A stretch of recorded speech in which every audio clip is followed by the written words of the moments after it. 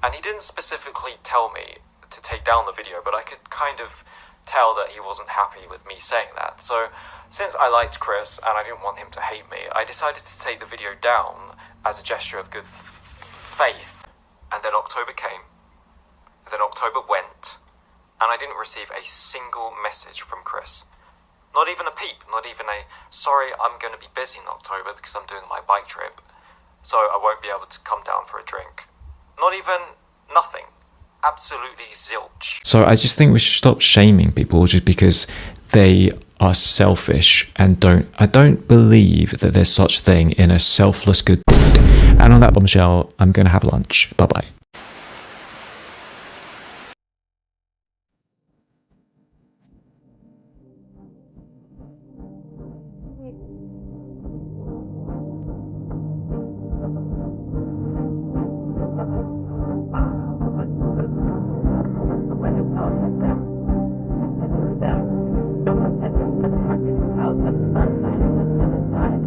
Welcome back to the channel, welcome back to Solving Your Problem. Today we're gonna watch Daniel Lord, aka Himmer, aka Hiding My Room once more. And yeah, the video is my response to Think Before You Sleep's video about me, why I have no friends. So this has been posted 1 day ago and has almost 5,000 views as we speak. Now, I want to cover this video because first and foremost, it's Daniel Lord. Secondly, there is a connection between Daniel Lord and Mr. Gaming Guitarist, aka Jaren, and that is Think Before You Sleep. Let's get into this. Wow, I just don't know what's going on with all these YouTubers making videos about me recently. Oh my god! Wow! Oh my god! First of all, it was Turkey Tom. Many unsavory habits and opinions. With the overwhelming amount of similarities, it's no surprise that this behavior has led many to refer to Daniel as the Asian Onision. And then another one called Shmooshy Wooshy or whatever. Spying on the neighbors. Spying on the neighbors. Hi and welcome back to the channel. Today's Curious Case video is going to be about hiding in my room, who's also known as Daniel.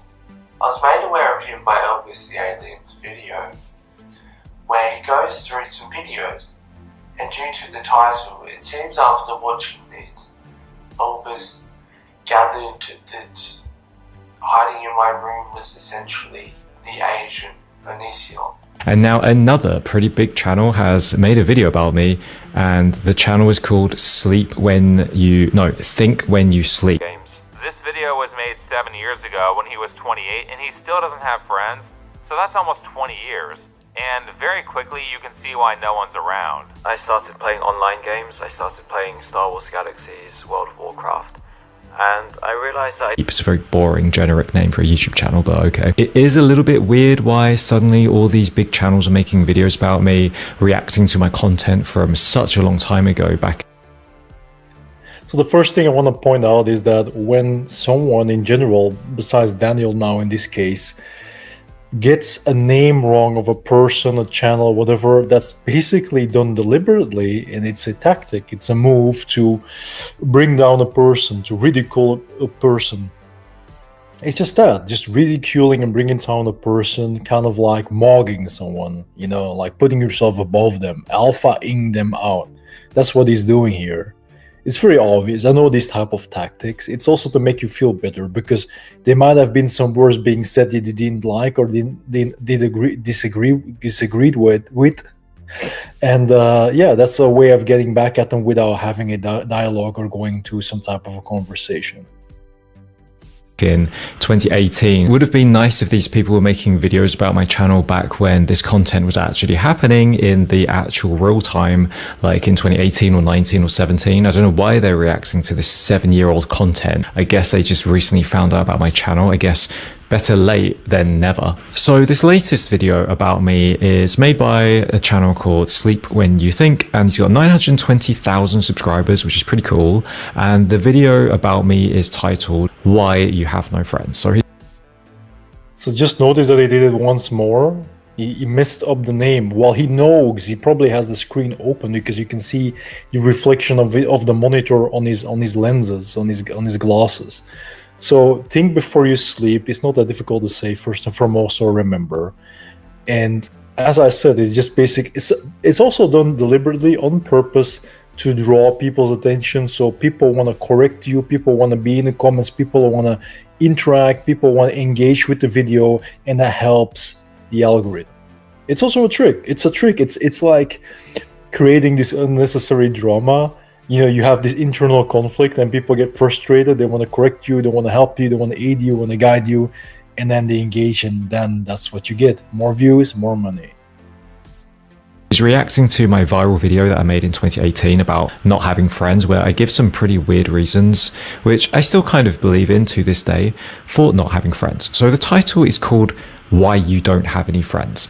As if I want friends, as if I'm trying desperately to get friends, and then for some reason that I just don't understand because I'm too stupid, I can't get any friends and I'm upset about it. No, I don't have any friends because I don't care about having friends. I don't need friends. I'm too busy to have friends. I've got stuff to do. I've got a job. I've got my stock trading to do to keep me busy that I'm trying to learn as a new skill. I've got my YouTube channel to manage. I've got videos to make, streams to do. I've got food to cook, and then I've got to exercise. And recently I've started a vegetable patch in my garden. I don't have time to have friends and hang around doing nothing, drinking beers at the bar like I've got no life. I've got things going in my life that don't require friends and require solitude and focus and attention to it. So I don't have any friends, not because I don't have the ability to make friends, that I don't understand how to make friends. It's because I voluntarily decided not to have any friends because it doesn't interest me. And yeah, I'm very transactional when it comes to, do I want to hang out with this person or not? What do I get out of it? If I don't get anything out of this relationship with this person that I benefit from or that I want, then I don't really have any interest in interacting with that person. I'm pretty Okay, so Daniel, that really sounds very narcissistic if you think about it. Of course, many people will agree from the RPL community that relationships between men and women are transactional by nature. Relationships in general are transactional. You will hear it often. It's true. There is always these expectations, these needs, these requirements. You're not doing it for free. You know, it's like you want to give, you want to invest, you want something back, right? This is completely true. But in your scenario, in your case, that only if someone has something of relevancy to offer me, only if they can be of any meaning into my life, then only I will give them the time of day. You know how that sounds, right? You know how that sounds. That sounds pretty much narcissistic. Only if it benefits you, only if you can get something out of it, only if it makes you feel better. Otherwise, you don't give an F. I think pretty much that's kind of, in a way, yeah, it is the opposite of me. That's a personality trait in what we differ, in which we differ. I personally care more about other people in the end of the day, if they're happy, if they're satisfied, if you're good. All right. I believe that forms strong bonds and connections, and then you will have a buffer, a backup in times of need without having to force or bribe or pay off people to help you. Then it comes naturally. So it's a different way of forming bonds and long-lasting, meaningful relationships for the future, even if you're antisocial. Because believe me, I'm introverted too. I mind my own business. I've got my cats. I'm in the middle of a process of immigrating to a different country and starting my life over. I've got stuff to do too, besides making content, besides engaging with the community, what I value as well, very much, to be honest. But saying that you don't need something, you can have it, you don't need it, it also goes against your online persona that you build up over all those years, since 2014, if I'm not mistaken. People correct me if I'm wrong. That's the thing, right? If you want to create this image like I'm a loner, I'm socially awkward, I'm a loser, you know, I don't have a job, and now all of a sudden, oh, I'm on my grind, I'm doing stocks, look at my background, so people can ask me questions and engage with the content, and then I can get more views. I've got a job now. You know, I'm being responsible. I'm being an adult for one time in my life. I'm almost 40, but I'm being an adult now. So don't you dare talk about the past. Don't you dare look it up. Don't you dare look at videos of 7 years ago, because it's irrelevant to my current state of being. If it's online, it's available, people will do some digging. It's like a library and archive. And if they're gonna call you out for that, like Think Before You Sleep, it's because Think Before You Sleep does that with any type of YouTuber, a big one, a small one, an OG, it doesn't matter, new kid on the block. If they talk about, I can't have any friends, I'm unattractive, I never had a girlfriend, I never kissed a girl, all these things that have to do with looks, self-improvement, a lack of confidence, social dynamics, relationship status, like all these things, that is what Think Before You Sleep covers. That is what he talks about. That is what he does. So the reason you popped up in his feed and he started making the video on you is just because of the whole Turkey Tom thing. YouTube start pushing you out since you did the Houdini. Now big channels are catching up. Before you know it, Abba and Preacher are gonna cover you again, just like they did with Never Give Up. Alright, so talking about a generic name, your YouTube channel name, Hiding in My Room, is as generic as it comes to Hiding in My Room, Never Give Up, Think Before You Sleep, and Solving Your Problem. We're all in the same boat, bro. We're all in the same boat, bro. Sure, most people in the world are like that. Why would you want to waste your time spending time with a person or interacting with them or developing some kind of relationship if you aren't getting anything out of it that you benefit from, either money, cereal, companionship? Everyone wants something and they seek out companionship and they meet other people. It could be networking so they can improve their status or look for opportunities in the market. Everyone wants something from other people. Nobody doesn't want anything. It could even just be love. And also, I'm so sick and tired of these stupid documentary reactionary videos criticizing me because apparently I don't care about other people and I'm very transactional and only think about how things benefit myself. Yeah, why would I not think about how stuff benefits me? Why would I waste my time doing something or interacting with someone if it doesn't benefit me in any way at all? So there you go.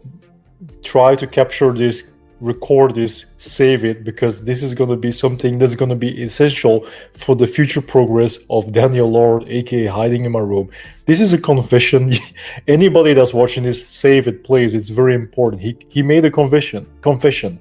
It's crystal clear here. Why would you waste your time? That's the thing. Doing those things is called the human experience. Having the human experience is what makes or breaks you as a person. It contributes to you. It makes you a better person. It gives you more insight and depth into the reality. And it creates meaningful bonds if you want it to happen. Like, if you avoid those things because you're not getting anything of relevancy out of it, then you're avoiding a larger part of self-development that is part of life and existing in general. It's like you're deliberately taking yourself out of that spot, because what's the point? Thinking like that is very pessimistic and very, very negative. It aligns with self-loathing and being depressed and whatever, and that brings in viewership, of course. That's the sad thing of this point. This cannot add anything to your life in general. All it does is basically just isolating yourself from things that might contribute and be relevant, even if you're not literally getting something out of it. Do you have to get something out of it? And why does it have to be you only? I'm not this billionaire who has infinite resources that can waste this time. I've got very limited resources. I've got very limited time in the day. I have to pick and choose very carefully what I spend my time doing. And if it doesn't benefit me in any way, then I'm not going to be interested in it. So I'm also sick and tired of how people keep criticizing me of not caring about other people. And I have to admit, I find it very difficult to maintain romantic relationships with girlfriends because of this problem. Basically, every time I got dumped, the biggest reason is because they didn't think that I care about them. And no matter how much I try to tell them that I do care, because obviously I'm not going to say, oh yeah, you're right, I don't care at all. You never want to say that you don't care, because then it's just like, the end, then you've lost, then you lose the relationship. So I would keep trying to prove that I care by saying that I care. But you can only say I do care a certain amount of times before they just don't believe you anymore, and you have to kind of prove with actions that you do care. So I keep trying to explain that I do care, and I don't want bad things to happen to you, and I don't want you to get hit by a car and go to hospital, because that'd be really annoying for me and obviously for you. So isn't that in a way caring about your well-being? But no one believes that I do care about them, and then they get all upset and they say that I don't care about them, only think about myself. Actually, I don't only think about myself, I think about others, and how if they get in trouble, how is that going to negatively affect me? And to be quite honest, sometimes I do get a bit frustrated with this needing to. So it eventually does boil down to you. So you only care about others because it might or might not negatively affect you. So that's why you care about others, because you can be pulling at the shortest end of the stick at the end of the road at the end of the day. That proves that point again. That's like 2 red flags right there, right out in the open, all right? It always will boil down to you. You cannot resist not admitting it, because that is typical peak narcissism, man. Honestly, okay? I'm not judging. I'm being critical, analytical, and critical. But that's just because I want to make something clear for people that are very unaware or don't understand those things.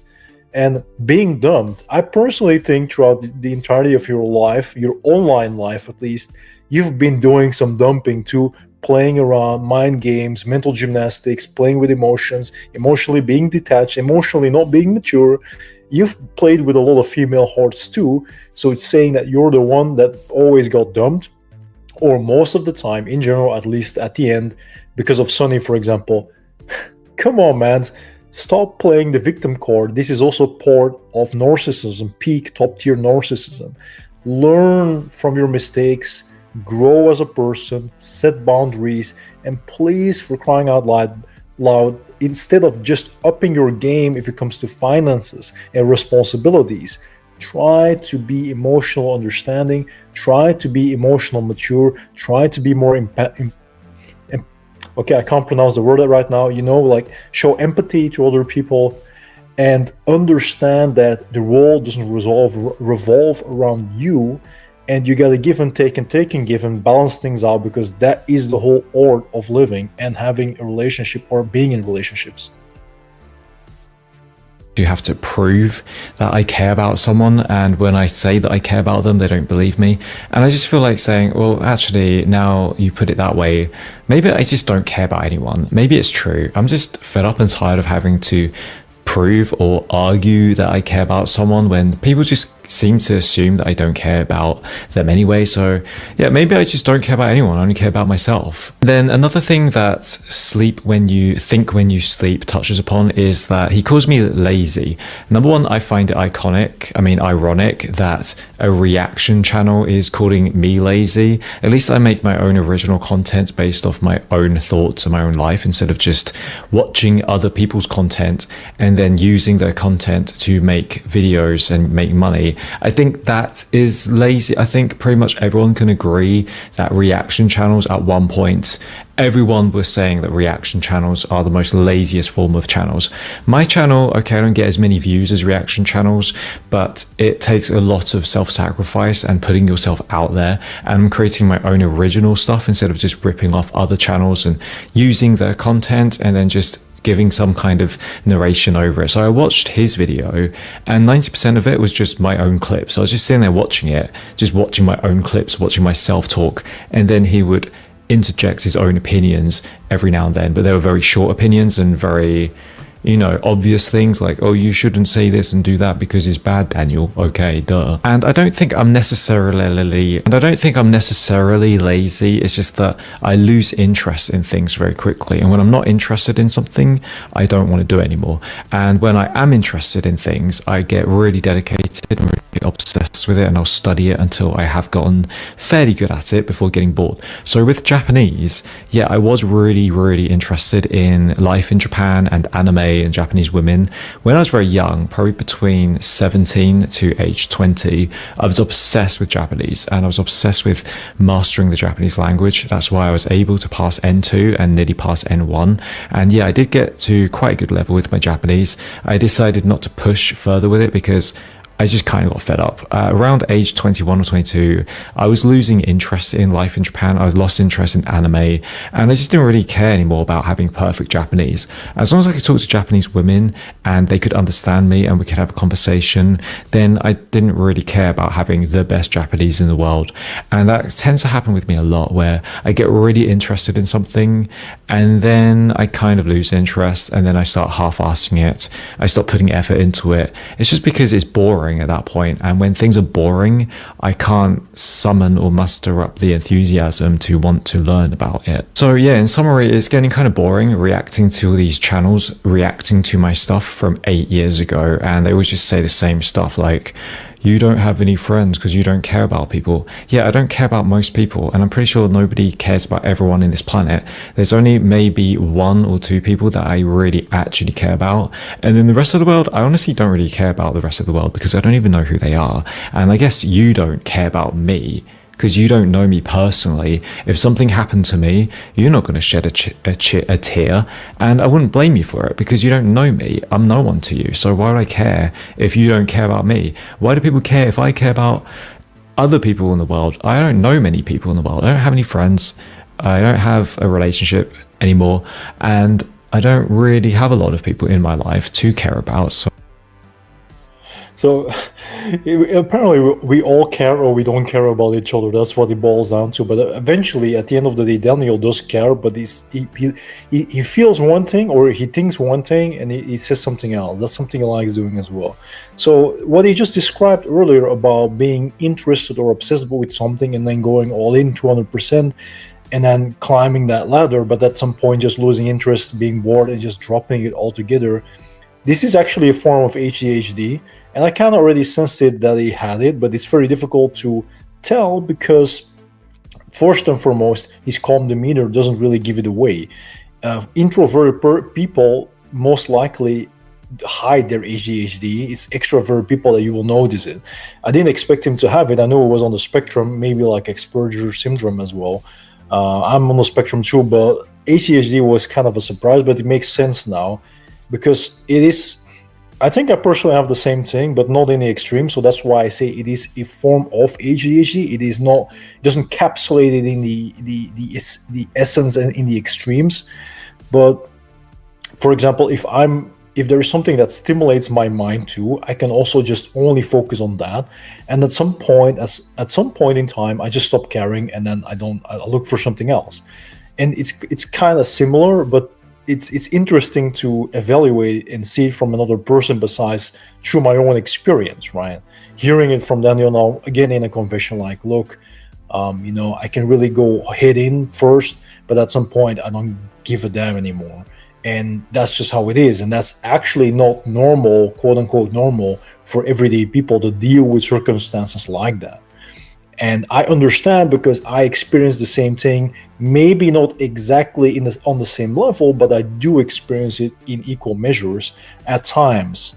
And that's kind of interesting. So there is some type of connection. And as I said it before, I feel like Daniel and I, it's like we're like the same version, but a parallel universe, just like with Spider-Man and the Morales Spider-Man guy. You know what I mean? Like, I kind of feel like that we're like that.